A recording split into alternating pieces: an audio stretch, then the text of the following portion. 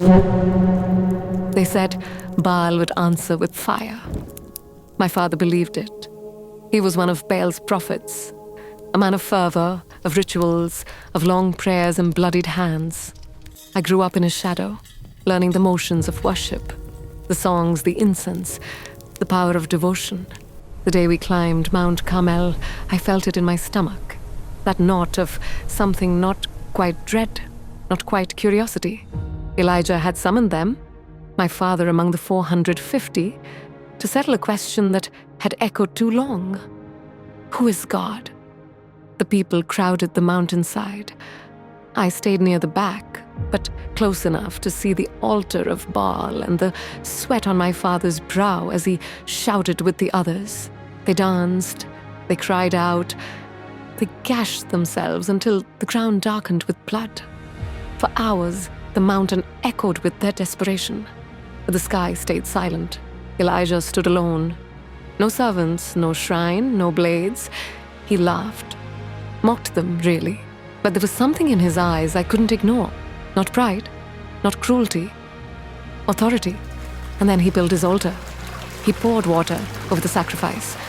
Not once, not twice, but 3 times, soaking the wood and the trench around it. It was foolishness. You don't start a fire on wet wood. Everyone knew that. Then he prayed, not shouted, not chanted, just spoke, and fire fell. I don't mean flames licked at the altar. I mean fire fell like a hammer from heaven.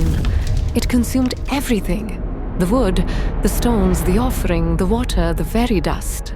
Heat washed over the crowd, and a sound like thunder shook the air. The people fell to their knees. The Lord, He is God. The Lord, He is God. I couldn't speak, I couldn't move. My father was still on his knees, trembling. I reached for him, but he pulled away, like my touch might condemn him. I saw the fear in his face, the terror of a man who has built his whole life on silence, and suddenly hears a voice.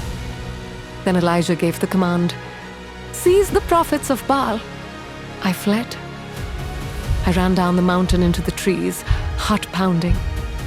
I don't know why they didn't chase me. I wandered for hours before I dared return to the camp. My father was gone. So were the others. But something stayed with me. A question. If Baal is a god, why didn't he answer? If the Lord is not God, why did he? I still wear the bracelet my father gave me, carved with Baal's symbol, but now it lies beneath my sleeve, silent as the god it represents. The name of Elijah's God burns in my mind, a God who answers by fire. And I wonder what it would be to follow a God like that.